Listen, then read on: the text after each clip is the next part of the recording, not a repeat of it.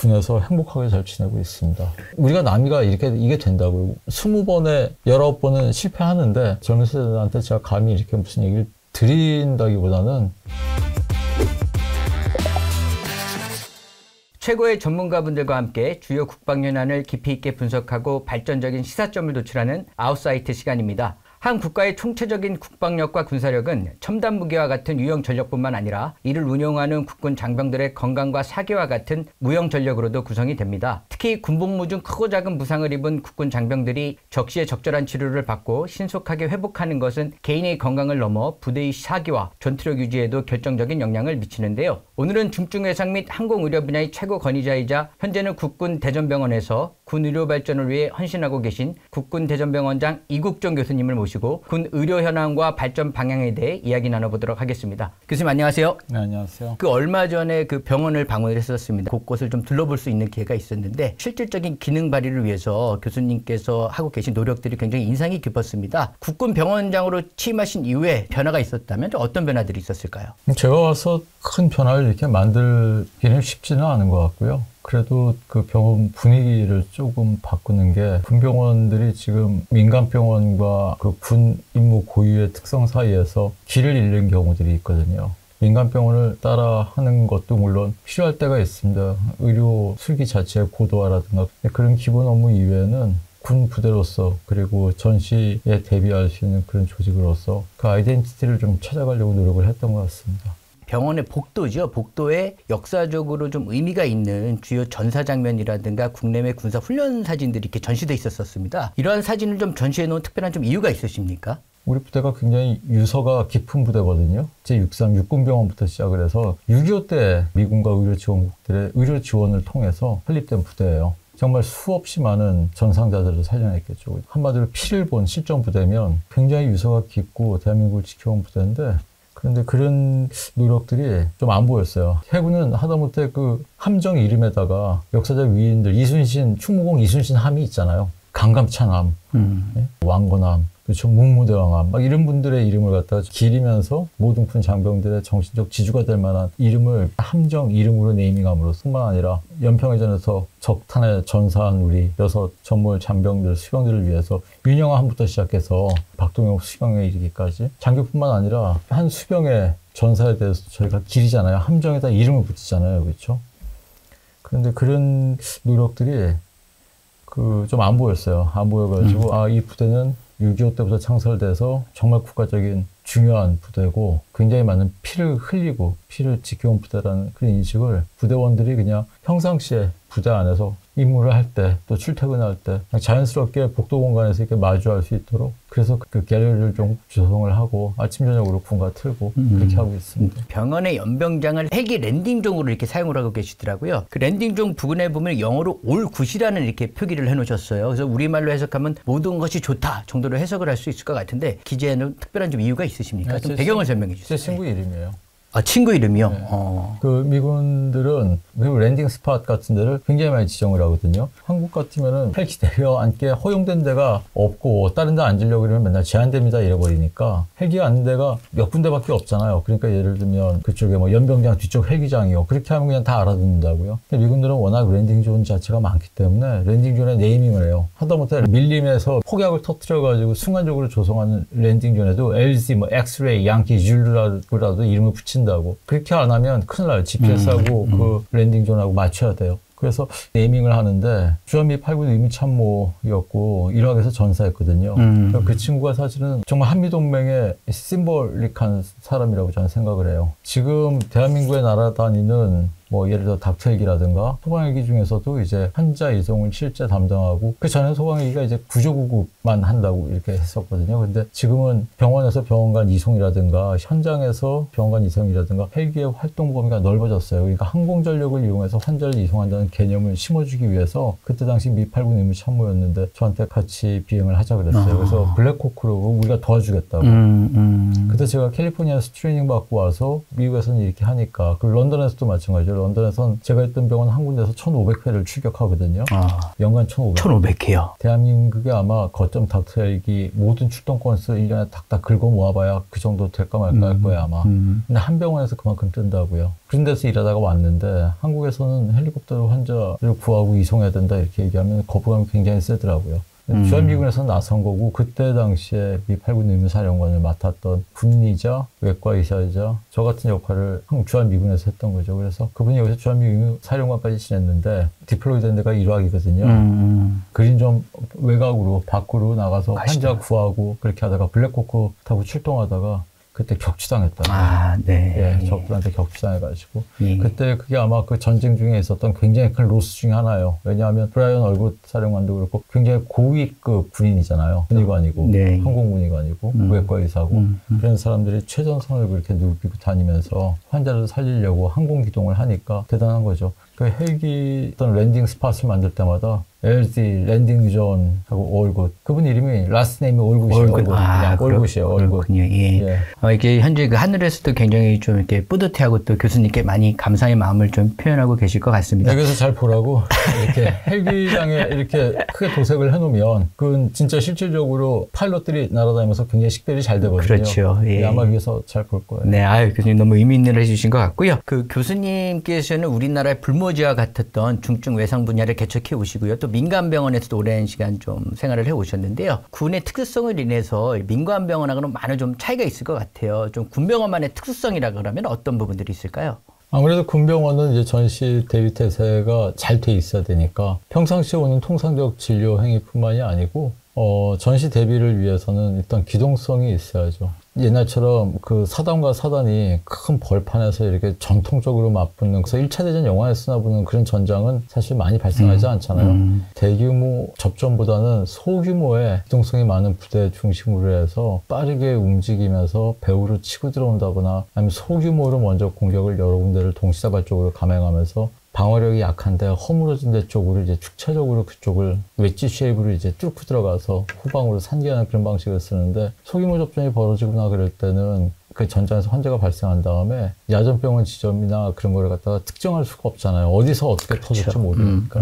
그러니까 군은 굉장히 기동성이 많이 증가했는데 의료가 그 기동성에 맞춰가지고 같이 탄력적으로 대응을 하지 못하면 21세기 군대인데 의료가 하는 그런 프로토콜은 거의 뭐 19세기 정도에 머물러 있으면은 딱 어디다 진치고 앉아가지고 편안한 후방에 멀리서 하고 알아서 살려서 데리고 와라 이렇게 하면 안 되잖아요. 그래서 미군 같은 경우에도 해군 의무 그 포워드 서지컬 팀이 그 해병들이 구축해놓은 포워드 오퍼레이팅 베이스 FOB까지 진출해가지고 죽지 않을 정도로 거기서 데미지 컨트롤 서저리를 해서 그 다음에 후방으로 빠져나오는 경우가 많기 때문에 그러니까 그러려면 이제 의료진도 당연히 그 수술을 잘하고 치료를 잘하는 사람들이 가야 되겠죠. 그렇죠? 그러니까 정형화된 의료진들이 기동성이 이렇게 강화된 그런 측면을 같이 가지고 있어야 됩니다.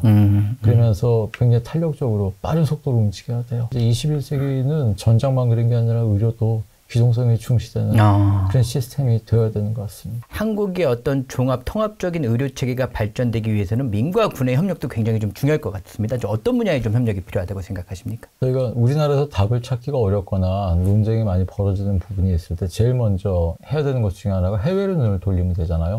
우리보다 그 길을 훨씬 앞서간 선진국들, 꼭 군사강국뿐만이 아니라 일단 사회가 선진화된 나라들은 어떻게 하는지. 그 선진화된 국가들 대부분은 한국보다 어떻게 보면 군 의료 자원만으로 놓고 보면 더 여유가 없어요. 한국은 징병대잖아요, 아직까지도. 그렇죠. 예. 물론 군의관 선생님들이 지금은 대규모로 이제 그 장교의 길을 가지 않고 이탈을 해서 일반 병으로 오고 있기 때문에 그것도 아마 큰 변화가 있을 거예요. 이게 컬처가 완전히 바뀌었거든요. 전에 내가 의사가 되고 그랬으면 당연히 군은 장교로 가서 복무를 해야지 그렇게 생각을 했는데 저희 부대에만 의사 선생님들이 이병으로 들어와요. 다 업무를 근데 시키거나 그러는 거는 실질적으로 불가능해요. 굉장히 까다로운 법규나 규정 같은 것들 때문에 병들한테는 많은 리스폰시빌리티를 줄 수가 없잖아요. 그렇죠? 그리고 본인들도 싫어해요. 빨리 복무 마치고 그냥 나갈 테니까 나 단순 업무 오무과에서 복사나 하려고 그런단 말이에요. 의사 고유 업무를 좀 할 수 있도록 좀 해줄 테니까 이걸 좀 할래. 싫어요, 그런다고. 오히려 병사들이 지금은 근무 시간에 대한 그런 배려라든가 그런 휴식에 대한 보장 이런 것들이 오히려 장교들보다도 굉장히 강화가 많이 되어 있거든요. 예. 그러니까 지금 군의관으로 올리는 사람들 자체가 굉장히 없어요. 근데 그렇다고 하더라도 어쨌든 한국처럼 전문의를 국민 개병제 틀 안에서 화학군 의료 시스템으로 잡아올 수 있는 나라는 없어요. 굉장히 의사들이 많다고요. 그러니까 착시현상에 빠지는 거예요. 앞으로도 이런 상황이 계속 갈 거라고 생각을 하고. 근데 그렇게 운영하는 나라는 전 세계적으로 없어요. 왜 근데 의료 공백이 안 생기냐면 예비역 제도를 잘 이용해서 그래요. 예비군 제도를. 진짜 실질적으로 저를 캘리포니아 주립대학병원에서 가르치셨던 교수님, 그리고 로얄 런던에서 있었던, 거기는 그냥 액티브 듀티들이 그냥 일반 공급병원에 와서 일을 해요. 직접 현장 군인들이. 현역 군인들도 네. 똑같이 그냥 근무하다. 그러니까 현역, 예비역 구분이 없어요, 그냥 거의. 런던에서 같이 근무하던 다 뭐 중령, 소령 다 그랬어요. 특히 외상외과 분야는 굉장히 현역 군의관들이 많아요. 근데 어쨌든 간에 미국 같은 경우에 저를 가르치신 교수님 한 분은 4번이나 파병 가셨어요. 항공모함 니미츠 같은 데만 있었던 게 아니라 포드 오퍼레이팅 베이스까지 FSD 헬기 타고 기동해서 다 들어가면서 살려냈다고. 근데 그런 분들이 국가에 부름이 있거나 그러면은 콜업돼 가지고 정말 어떤 전장으로나 배치가 됐었어요. 근데 그런 예비역 제도가 잘 되지 않으면 굉장히 큰 위기가 닥칠 거예요. 군의료 하면 굉장히 이렇게 아주 또 다른 나라에 있는 것 같고 굉장히 다른 것 같지만 기본적으로 일반인이나 군인을 치료하는 게 그렇게 프로토콜이 차이가 나지 않단 말이에요. 그럼 결국 민간 의료 보도화되어 있는 부분을 군의료하고 같이 공유를 할 생각을 해야지. 자체적으로 육성한다 그러면 우리나라에 군인이 굉장히 많다고 그러잖아요. 많은 것 같죠, 진짜. 그래봐야 서울시 송파구 인구만큼도 안 돼요. 서울의 한 구 인구만큼도 안 된다고. 제가 거꾸로 여쭤볼게요. 서울시 송파구에 군에 있는 것처럼 한 20개 가까운 군병원이 있어요. 그러니까 병원이 있어요. 종합병원이. 그리고 거기에 몇천 명의 의사들이 들어가서 다 전문의들이 막 근무를 하고 있나요? 송파구 인구가 딱 맞거든요. 지금 군 전체 병력 자원 수하고 그 인구만큼을 위해서 그럼 거꾸로 생각하면 얼마나 더 국가적으로 국가 경제를 운영하는 입장에서는 코스트 이펙티브니스를 생각을 해야 되잖아요. 그렇지. 어느 정도를 쏟아 넣어야 민간 수준까지 끌어올릴 거냐. 내지는 그럼 과연 그렇게 지금처럼 하는 게 맞나. 한 구밖에 안 되는 파퓰레이션인데 그럼 거꾸로 얘기해서 송파구에 의무 항공 헬리콥터가 막 6대씩 있나요? 병원이 종합병원이 20개나 있냐고요. 그만큼의 자원을 지금 넣었는데도 아웃컴이 만족스럽게 만약에 나오지 못한다 그러면 군의료가 문제가 그냥 못해서 그런 게 절대 아니고 이거는 원래 운영하는 방식 자체가 선진국 수준으로 많이 가야 돼요. 해군이셨으니까 잘 아실 거 아니에요. 해군에도 함정 오래 출동하고 그렇게 되면 전문 군무원분도 아니고 그냥 그 파견 나온 기사분들이 타잖아요. 그렇죠. 그 민간 업체 그 함정을 실제 엔진을 제작하고 했었던 그 스페시fik한 중공업 회사 그런 분들이 타서 같이 임무를 뛰시잖아요. 그렇죠? 해군 자체에서 배를 만들어서 싸우진 않잖아요. 그러니까 잘하는 민간의 부분들을 잘 도울 수 있도록 하면서 점점 경계를 없애버리는 게 뭐 민간군 협력 체계 뭐 이 정도가 아니라 군의료로서 정말 가지고 가야 될 것들이 있어요. 핵심 가치 같은 게 있다고. 그리고 핵심적인 임무, 아까 말씀드렸던 고기동성을 확보해야 되고 진짜 때로는 용감하게 어디로 달려들어가야 되는 그런 아주 스페셜 그룹들을 형성을 해야 돼요. 그런 거 몇 개를 제외하고는 전반적인 의료의 수준의 고도화라든가 이런 거는 국가 전체의 의료 자원의 틀이라는 데서 봐야지 군의료만 따로 이렇게 하는 거는 어려울 것 같아요. 어려울 것 같기도 하고 이거는 사실 우리 군의료에만 해당되는 게 아니에요. 그렇죠. 행정 주체마다 다 병원 만들거든요. 국가보훈처럼 보훈병원 가지고 있고 행안부는 경찰병원 또 가지고 있고 다 소방병원도 짓고 그런 식으로 해서 산발적으로 이렇게 해놓으면 또 그런 병원들이 그러면 각 지자체마다 그런 병원들 쫙 만들고 있잖아요. 정부 부처마다 그렇게 병원들 만들고 그러면 쉽나요? 그러니까 또 군의료만의 문제도 아니에요. 이제는 의료라는 그 자산을 냉정하게 큰 틀에서 봐야 된다고 자꾸 말씀드리지만 여태까지는 어떻게 보면 국민 개병제라는 틀 안에서 전문의들을 다 징집하다가 이렇게 막 배치하면 그냥 천재는 다 나오니까 이제는 좀 다시 볼 때가 됐습니다. 민과 군병원의 어떤 시너지 효과를 내기 위해서 여러 가지 문제점들을 잘 지적을 해주신 것 같아요. 이제 그 부분을 우리가 좀 잘 되새겨 정책적으로 좀 고민하고 반영할 필요가 있다고 생각이 들고요. 통상 저희가 이제 중증 외상환자의 생명을 구하기 위해서는 1분 1초가 시급합니다. 그러기 위해서는 신속한 이송 체계가 되게 중요할 것 같은데요. 군의 항공 이송 체계 어떤 수준은 어떻습니까? 의무항공대가 창설되기 전에는 대한민국에 있는 모든 MPUH라고 그래요. 멀티퍼포스 유틸리티 헬리콥터라고 그래서 이제 주력 기종들이 블랙호크가 있고요. 지금은 이제 수리온이 배치되면서 수리온에다 의무장비 장착한 게 이제 매드온이라고 의무 전용 헬기가 들어가 있는데 저는 이제 블랙호크 아니면 UH-1H도 썼어요. 범용 수송용 다목적 헬기들은 환자 이송에 나서는 걸 굉장히 큰 임무로 생각을 했었거든요. 근데 의무항공대가 생기면 그러면 저쪽 전담부서가 생겼으니까 저기서 다 하는 거 아니야 이렇게 되는 거죠. 근데 의무항공대 거기로 보면은 헬기를 6대 배치했다고 6대가 항상 떠 있을 수 있는 게 아니거든요. 항공기이기 때문에 굉장히 타이트한 정비 소요들이 있어요. 정비 시간, 정비 소요, 그럼 정비에서 빠지는 임무에서 빠지는 게 되니까 실제로는 그러면 상당한 숫자가 실 임무로 비행을 할 수밖에 없다고요. 그러니까 남의 일같이 되면 안 되는 것 같아요. 왜냐하면 그러면 대한민국 육군 항공대에만 600대 이상의 헬기가 있는데 굉장히 많은 숫자거든요. 그거는 대한민국 전역을 뒤덮고도 남을 한국 정도의 국토를 가진 나라에서 우리나라 정도의 회전익 항공전력을 가진 국가가 제가 알기로는 거의 없을 거예요. 대수는 미국이 더 많지만 미국은 크잖아요, 땅덩이가. 이 정도 있는데 이거밖에 못한다. 그거는 좀 제로 베이스에서 그것도 다 좀 들여다봐야 되고요. 특히 이제 소방항공대하고 비교가 많이 되는데 소방청 파일럿들하고 지금 현역 파일럿분들하고는 그런 숙련도나 그런 건 큰 베로미터가 있어요. 너 비행시간 몇 시간이야? 이걸로 끝난다고요. 플라이 타임이란 말이에요. 항공 분야는 이렇게 수치화돼서 계량화하기가 제일 좋은 필드예요. 그 어떤 보병 사단의 전력을 측정한다 그러면 물론 KCTC 가서 정말 붙어보기 전에는 사실 측정하기 쉽지가 않잖아요. 개개인의 그 능력치를 갖다가 특히 사기나 뭐 정신 전력을 수치화시켜서 할 수 없잖아요. 근데 항공은 되게 심플해요.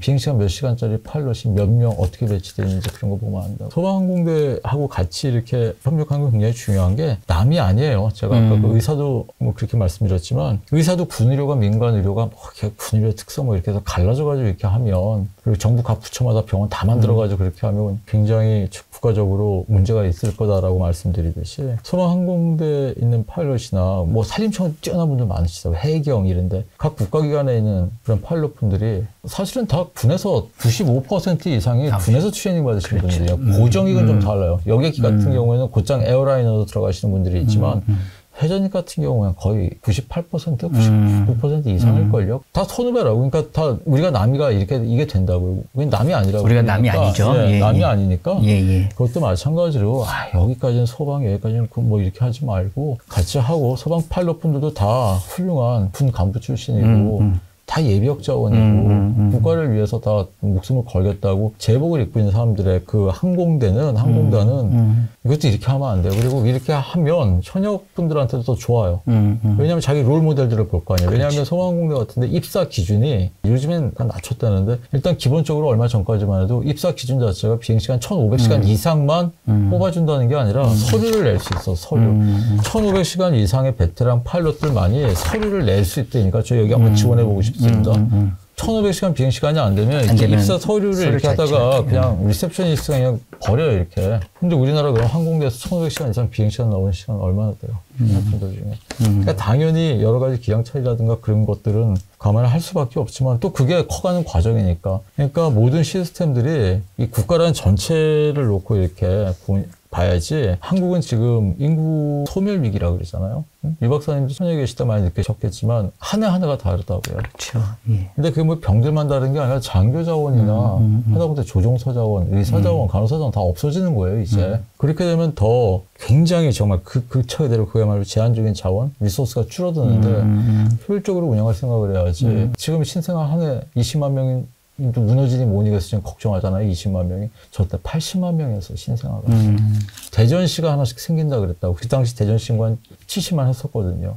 한 해 대전시가 하나씩 생겼다니까. 그렇게 인구가 폭발할 때는 체력검정 1등급인 사람만 군대 와서 그리고 정말 혹독하게 훈련시켜도 나가는 사람도 없고 그리고 그런 사람들 중에 정말 선택적으로 뽑아가지고 최엘리트들만 이렇게 몇 명만 이렇게 해서 여기도 이만큼 구성하고 여기도 이만큼 구성하고 각 섹터마다 여러 명을 많은 그 조직을 거느릴 수 있지만 지금은 모든 조직 규모를 다운사이징 해야 돼요. 그렇지 않으면 안 되고. 앞으로 병원장으로서의 좀 계획이 있으시다면 좀 어떤 것들이 있고요. 그리고 이 시대를 살아가는 젊은 청년들 그리고 국군 장병들한테 응원의 메시지 하나 좀 보내주신다면요. 저는 이제 연식이 거의 다 됐으니까 장자 붙은 자리가 좋은 것 같지만 장자 붙은 다음에는 이제 보통은 그게 마지막 자리라는 뜻이잖아요. 병원장이라는 특별한 생각은 별로 없고요. 여기서도 보직을 맡고 있고 임무가 주어졌으니까 임무대로 프로토콜대로 잘 하면 되는 거고, 그리고 가능하면 기존에 이제 너무 답습했던 한국적인 거 그거보다는 글로벌 스탠다드에 좀 맞게 그 일환으로서 제가 군병원답게 항공전력을 강화하려고 하는 거고, 거기다 무인항공 전력에 저희 로봇도 이제 가동하기 시작하거든요. 그러는 과정에서 젊은 세대들한테 제가 감히 이렇게 무슨 얘기를 드린다기보다는 제가 많이 배워요. 젊은 친구들한테 많이 배우고, 그리고 여기가 그냥 군병원이라는 특수성 이런 거 되게 많이 있지만, 저한테 이제 제일 개인적으로 큰 거는 우리나라에 어쨌든 미래가 되는 친구들 있잖아요. 그래서 제가 회의할 때도 그런 얘기 많이 한다고요. 지금부터 내가 하는 얘기는 중령 이상의 사람들한테 해당되는 게 아니다. 우리는 곧 없어질 사람들이고, 소령 이하, 앞으로 실질적으로 정말 작게는 대한민국 분의 중추가 되고, 나아가서는 대한민국 사회를 떠받칠 당신들한테 정말 중요한 얘기죠. 제한된다는 얘기 하지 마라. 제한된다는 공문이 앤서가 오면 정말 법적으로 문제가 돼서 제한되는 게 아니고 임무에 부합하다면 제한된다는 얘기를 들을 때 기죽지 말라고. 그 어나더 웨이를 찾으라고.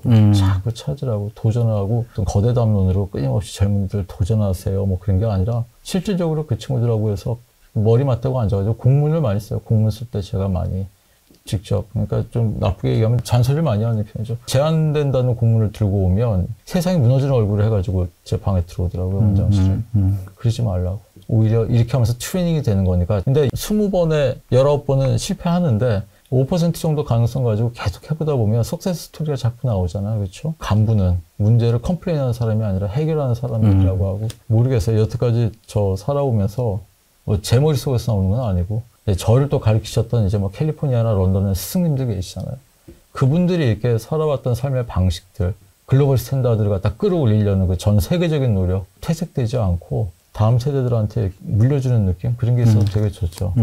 그래서 젊은 친구들이 이렇게 저희 부대에 와서 하다못해 본부대 장병들도 이병들이 들어왔다가 한 몇 달 있으면 확 커가지고 있다고. 그런 걸 보면 되게 느낌이 좋아요. 그래서 저는 아주 군에서 행복하게 잘 지내고 있습니다.